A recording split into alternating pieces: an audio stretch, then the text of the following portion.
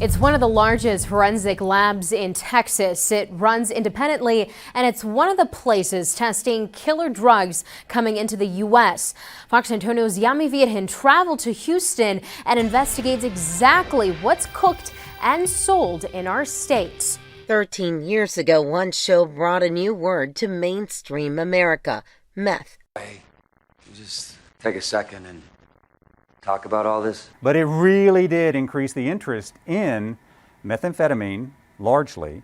It opened up a segment of the population to methamphetamine that wouldn't have even thought about that. In those 13 years, the street meth being cooked here in the United States has changed. The head of one of the largest labs in Texas tells us the meth coming through these doors is more deadly than ever before. So one of the things that we saw after Breaking Bad became really popular is that the smaller cooks of methamphetamine kind of decreased, and now we're seeing the large-scale operations where they're manufacturing very high purity methamphetamine, 90+% purity methamphetamine, which is really dangerous for the consumer, right? Miller says addicts are better off taking lower grade meth than what they're smoking now, the higher grade stuff that has a higher potential for addiction.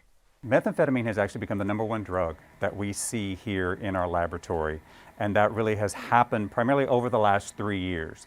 This big push of methamphetamine coming through, and it's primarily in two different forms. Okay? There's what I'll call the Breaking Bad form, where it's the crystal, that looks like large pieces of rock candy. This is the high pure form that's meant to be smoked. The other popular form is white, odorless, and bitter-tasting crystalline powder, which can dissolve easily in water or alcohol. We're seeing hundreds of pounds of that coming through the laboratory, and that's one of the areas where we cooperate with other agencies like the DEA. Peter Stout is the president and CEO of Houston Forensic Science Center. He says the number of cases that they're getting have not changed that much, but the makeup of it has changed a lot. In the last 3 years, we have seen methamphetamine go from the third most common drug to by far the most common drug. Last year, it became 42% of the materials we see had methamphetamine in them. Meth is a stimulant. It is consumed primarily by smoking like you would crack cocaine. It then stimulates the body, it raises the heart rate, the respiration, and it increases your blood pressure. Now, the reason why people consume methamphetamine is what it does in your brain.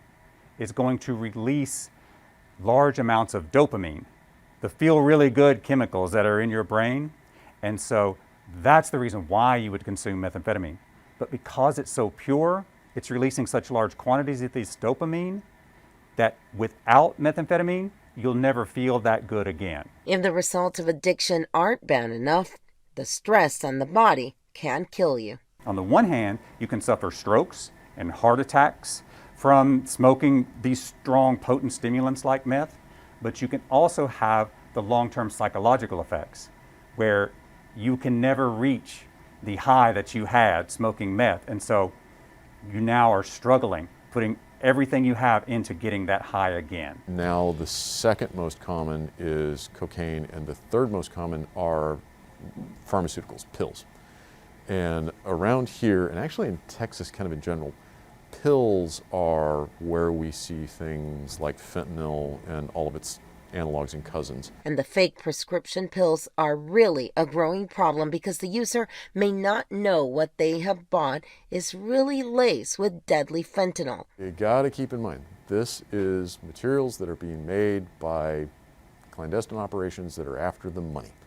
So they don't give a flying rip what's in it. And they don't have any quality control on it.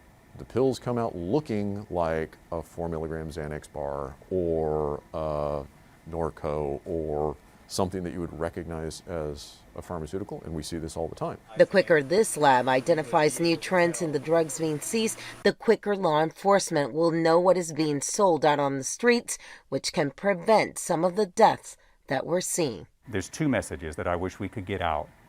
One is to people who do use the drugs.